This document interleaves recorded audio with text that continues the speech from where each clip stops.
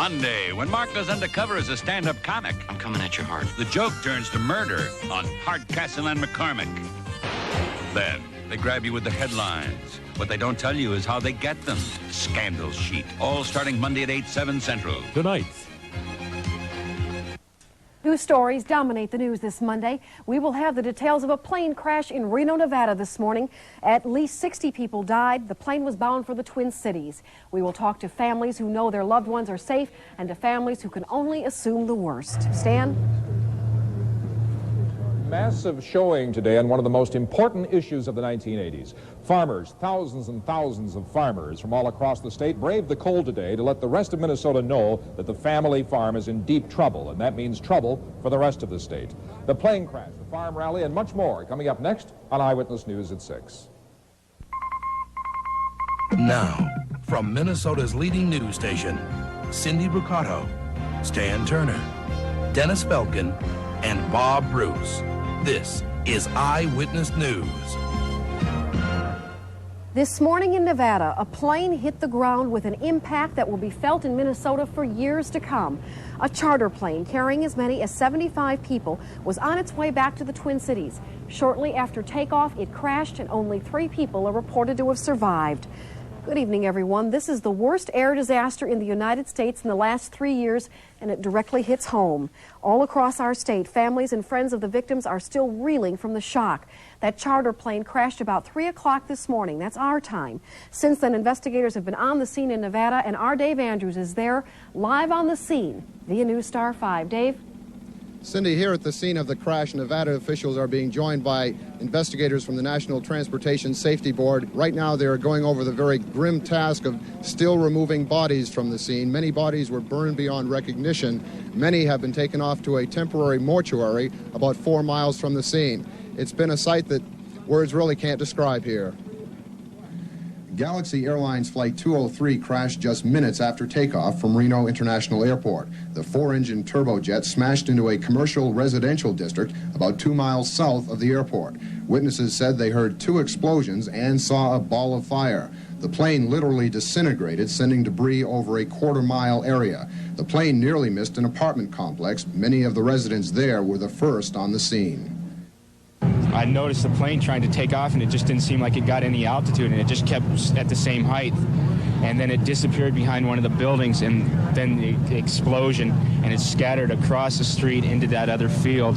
All his clothes were just, there's nothing left. There's parts hanging from his face and stuff, and he kept screaming, "Help me, help me." And then a lady came out and put a blanket around him, and we took him off.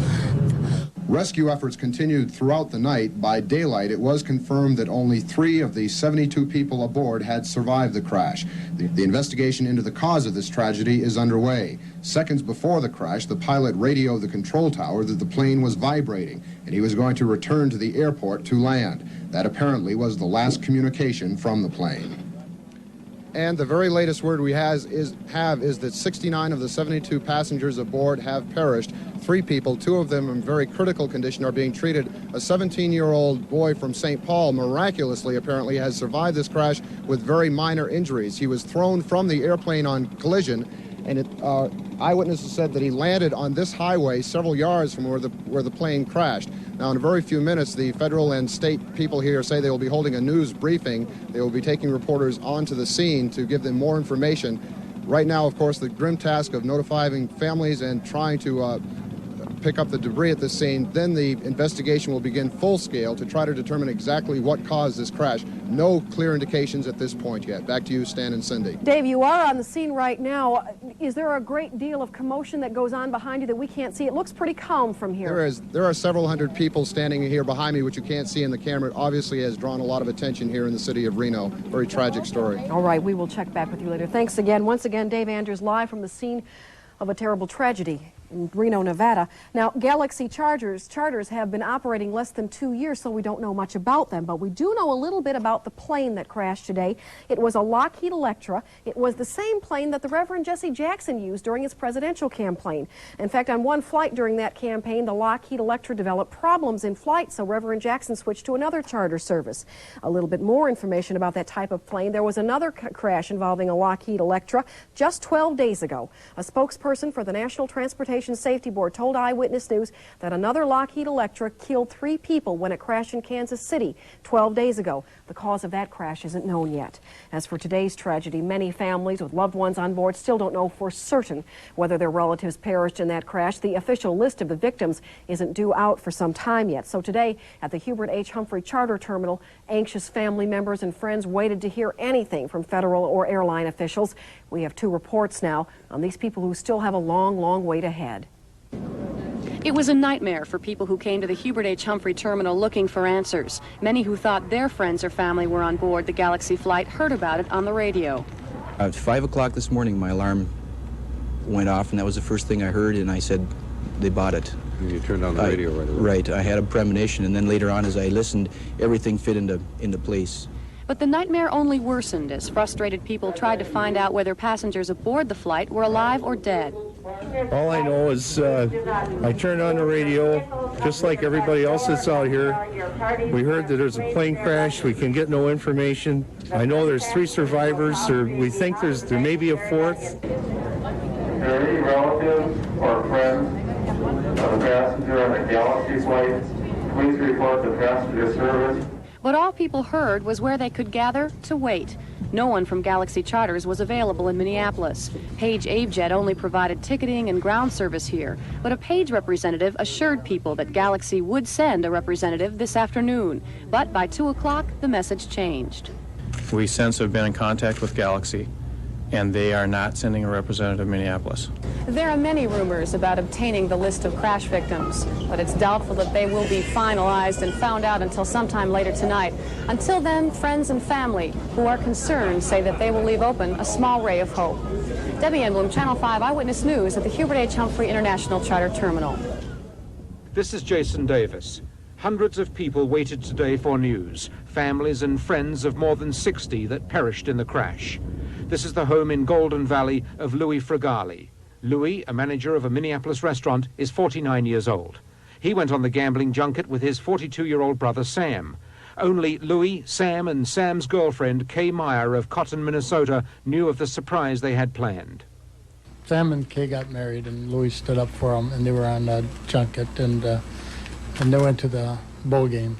John Fregali said this afternoon there was little doubt his 2 brothers and his brand-new sister-in-law died in the crash.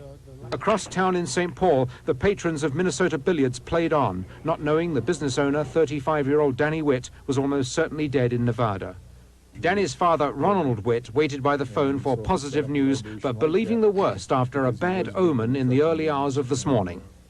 Well, I had a strange premonition this morning. I woke up at about 10 after 3 this morning, and I just felt uncomfortable, couldn't go back to sleep, stayed awake for about 45 minutes or an hour.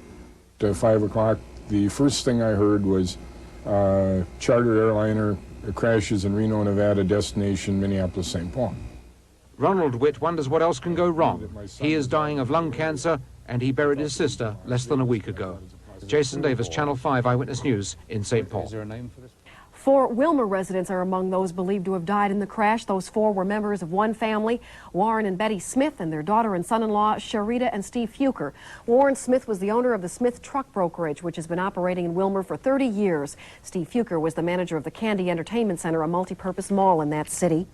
Now, the family of 2 survivors left Twin Cities this morning for Reno. Adrian Lamson's husband and son, as Dave Andrews mentioned, are both hospitalized following the crash. The 2 were on a skiing trip. Lamson's husband, George, is in critical condition, but her son, George Jr., is remarkably in satisfactory condition. Mrs. Lamson has spoken with her son, who told her he is fine, but could give few details of what happened. Well, he said it happened so fast. I mean, he really couldn't give me a good account of it. He said he was up in the air and then they were down. That's all he remembers. Lamson says she is still in a state of shock, but she adds she is not a religious person. Nevertheless, she says God must have been listening to her. To make things a little bit easier for the immediate families of the victims, the Minnesota Professional Firefighters Association is arranging free flights via American Airlines to Reno. The firefighters in Reno will pick up the families at the airport and take them to hotels. They can stay there free of charge. Firefighters are stressing, though, this service is for immediate families only. If you would like details, please call 726-1010. 1301, 726-1301 for further details. We have only one brighter story to report in all of this. Doug and Bev Abalon of Bloomington have good reason to feel lucky tonight. They were scheduled to leave on that ill-fated crash flight this morning, but instead they had a last-minute change of heart, and for some odd reason, the couple had a bad feeling about getting on the plane last night and decided to stay another night in Lake Tahoe. Their son Russ, who heard about the crash just minutes before hearing from his dad, was to say the least relieved to know his parents were all right. I got a call from another TV station or whatever, and they were telling me that he had like a funny feeling that the plane was going to crash. So. Did he tell you anything about the way the plane looked? Well, he just said that it looked like it was like a very old plane, and that he was kind of worried. Doug and Bev Abalon were booked on a Republic Airlines flight this afternoon. They were scheduled to arrive in the Twin Cities shortly before 6 o'clock. We'll hope to have their story. And in fact, we will take an extended look into this tragedy tonight on an extra edition of Eyewitness News. That will air after the update at 10:30. But there are more major stories we must tell you about right now on Eyewitness News at 6. We're going to go live to the nation's capital for the Minnesota side of today's inauguration. And we will go live to the state capitol where thousands of farmers rallied to spread their message that the farm business is in serious trouble. Stay tuned.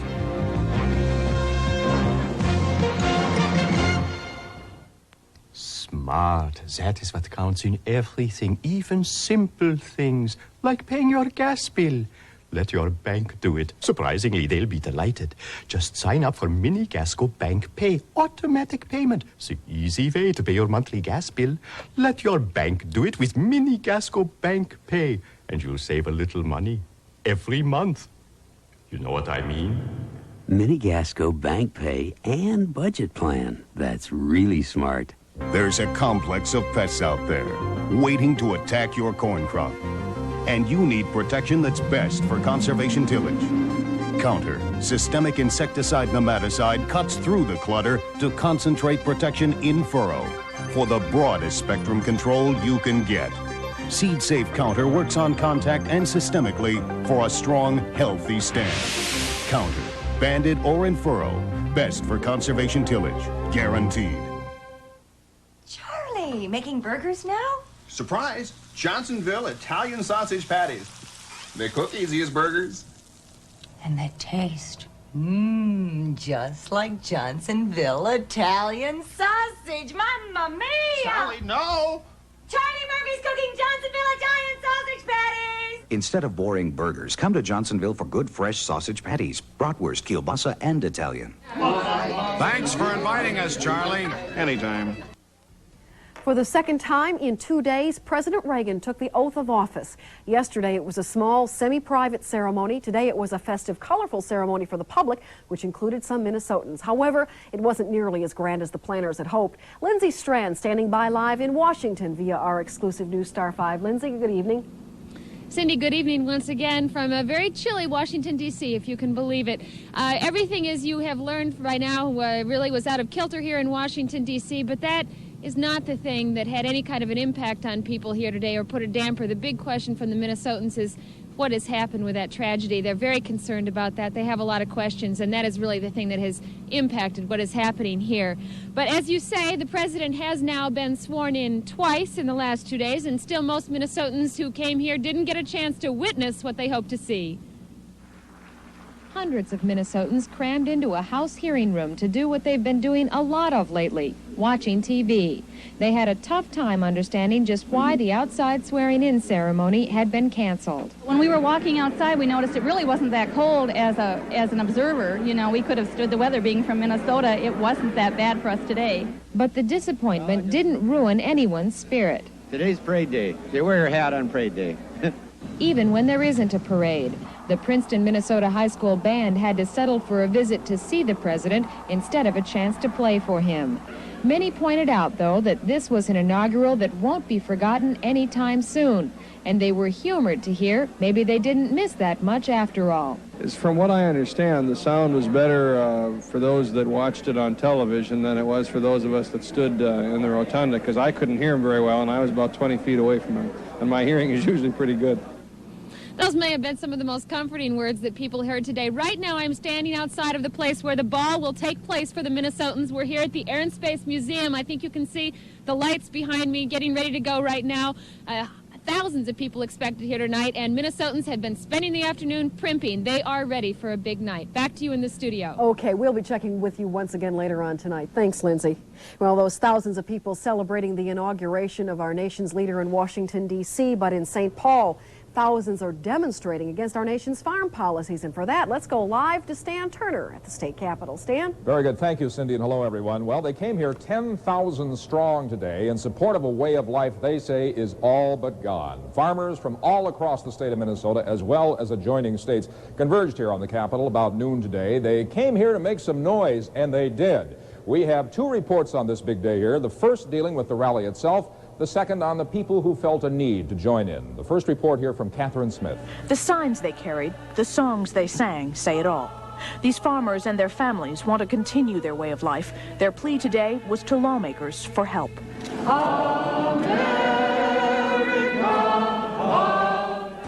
Today, Minnesota faces an emergency that threatens the very survival of our family farms and rural communities. As in the 1930s, temporary emergency measures and courageous political leadership will be required if we are to avert an irreparable disaster. The numbers are not in their favor. Since 1973, net farm income has dropped by almost 50%. Land and equipment values are down by 40%. And with rising interest rates, the business of farming isn't profitable. The groundswell rally today was designed to get attention, and it did. Legislators from both the Senate and the House were on hand to lend their support.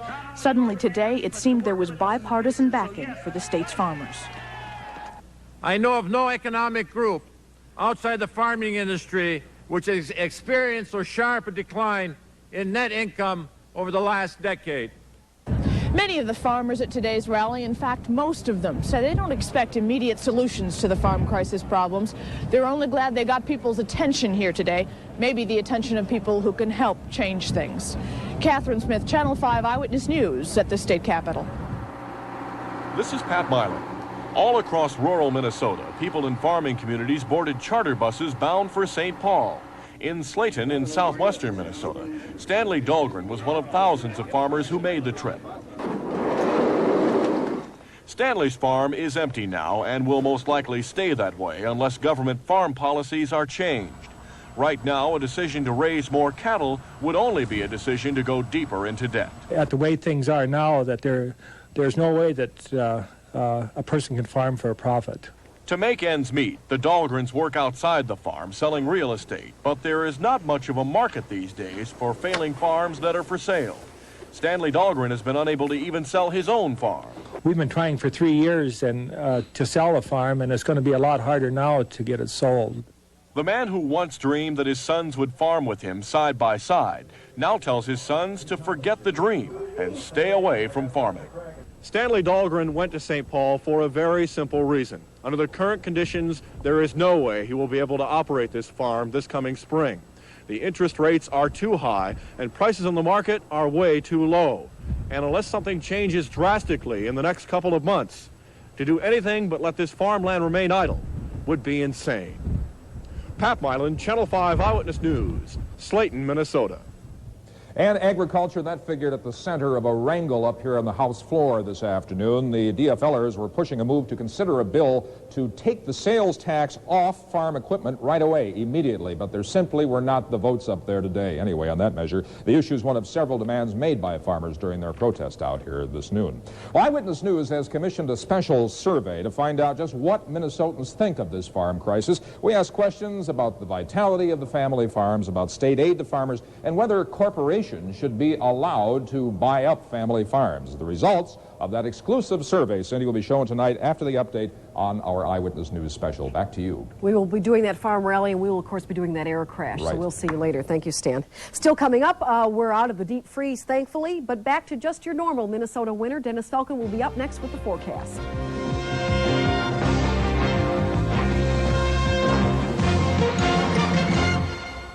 Wouldn't it be great if there was a soybean herbicide that worked one pass or two? that'll control grasses and tough weeds like foxtail, pigweed, lamb's quarters, and help stop nightshade? One that'd keep on working right through harvest and yet not carry over to next season's crops? Well, now there is. It's called Sonalan from Elanco.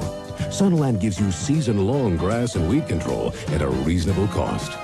Soybeans and Sonalan, they're made for each other. There's something super in the air. Dodge Aries Super K. The automatic transmission's coming free to the dealer from the factory. Maybe right in your hands at no extra charge. Aries Super K.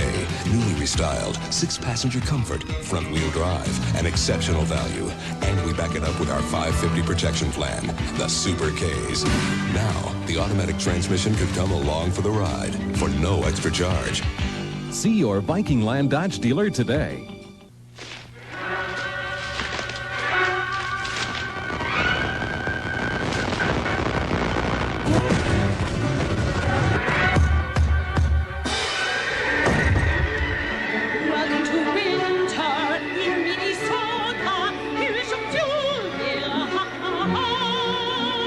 Don't let winter fuel bills stick it to you. Call your Minnesota Energy Information Center for straight-to-the-point answers to save you energy and money.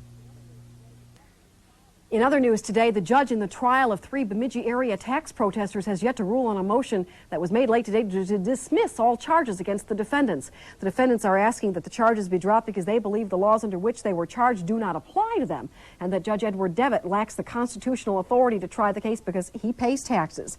Meanwhile, in court testimony today, the prosecution moved closer to completing its case, with federal agents testifying that none of the defendants has a license to carry machine guns. The defense is expected to open its case sometime tomorrow. The weekend cold snap being blamed for at least 5 deaths in the state. Today in Fairmont, the body of a 71-year-old man was found outside of his home. He was holding Saturday's mail in one hand. Authorities think he died of exposure. His name has not yet been released. For more on the weather, let's turn to Dennis Feltgen. Dennis? Easily one of the worst weekends we've ever had in the history of the Twin Cities with cold air. We spent 49 hours below zero, and in our Did You Know department, we spent 27 hours below 20 degrees from early Saturday morning until Sunday morning, and it wasn't even a record. It's only 4th place on the all-time cold list for hours below 20 degrees. Well, we'll get a consolation prize, but right now it's a long way from that. At 6 o'clock, the temperature stands in the 20s. In fact, at 6 o'clock exactly, it is 22, do we have it? There it is, 21 degrees at 6 o'clock. It's under clear skies. The dew point is 7, humidity 54%. Winds are still northwest at 24, still giving a wind chill of 13 degrees below zero. You still need to bundle up, but it's not that dangerous, 70 and 80 degree below air. Pressure's rising in the almanac. The high today out at the airport was 24 degrees. The low this morning was 8, and it has been cold, but not as cold as it could be. Remember, we talked about this last Friday. On Friday night, we said there'd be a chunk of air which was coming off the North Pole to warm us up. Well, here's the chunk of air, and the leading edge used to be a warm front. Now it's just breaking up into a little line of low pressure. So the air up here is actually warmer than the air down here. And this is the brutally cold air mass which moved over us over the weekend, and now it is going all the way down through the central part of the Caribbean. Look at the low temperature map from last night, and you're going to see cold, which is very rare even in the middle part of winter. In the eastern half of the country, we are below zero from Minnesota all the way down into northern Georgia and up into the northeast, with minus teens and minus 20s all through the mountains. Many places in the southeast are experiencing their first real taste of cold weather since last winter, and some cities have dropped 60 degrees since the weekend. This afternoon, it didn't get out of the 40s in Miami with wind chills just above zero. A freeze warning is out for the entire state tonight, including the southeast coast. In Atlanta, it was 8 below this morning, a record for the day. Many cars sat idle, most of them not winterized for that kind of weather, not even the taxi cabs. Now, we have 75 record-breaking low temperatures in the eastern half of the country, but these are the coldest ever recorded in these cities. 26 below in Knoxville, Tennessee, 10 below in Chattanooga, 7 in Jacksonville, and unbelievable 15 above in Daytona Beach. Well, In our part of the country, looks like the cold weather is trying to escape us. We do have travelers advisories out in the northwestern part of the state and in North Dakota, but that's because of blowing snow, knocking down visibility. There's nothing really too severe up here. The weather map for tomorrow looks pretty good compared to the weather of the last couple of days. We expect abundant sunshine once again in Minnesota and western Wisconsin thanks to that big area of high pressure. Temperatures should remain in the 20s in our part of the U.S. with teens up in the Arrowhead section. This deck of clouds down here represents a developing area of low pressure, which is going to have some snow with it, but it looks like that's going to pass to our south.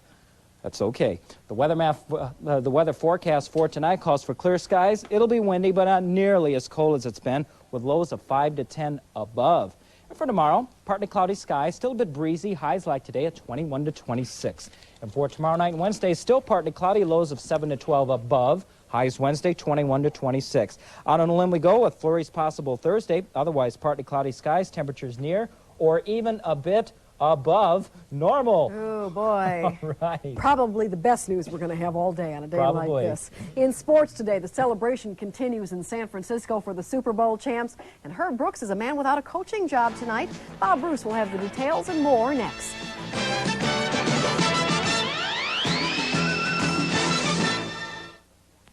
H&R Block found Marjorie Abraham a tax refund of $384. I couldn't have done it without you. H&R Block found Dennis Lane $1,249. And I couldn't have done without you. Now, we can't promise everyone this, but in a recent survey of customers who got refunds, 3 out of 4 believe they got bigger refunds than if they did their own taxes. 3 out of 4. I couldn't have done it without you.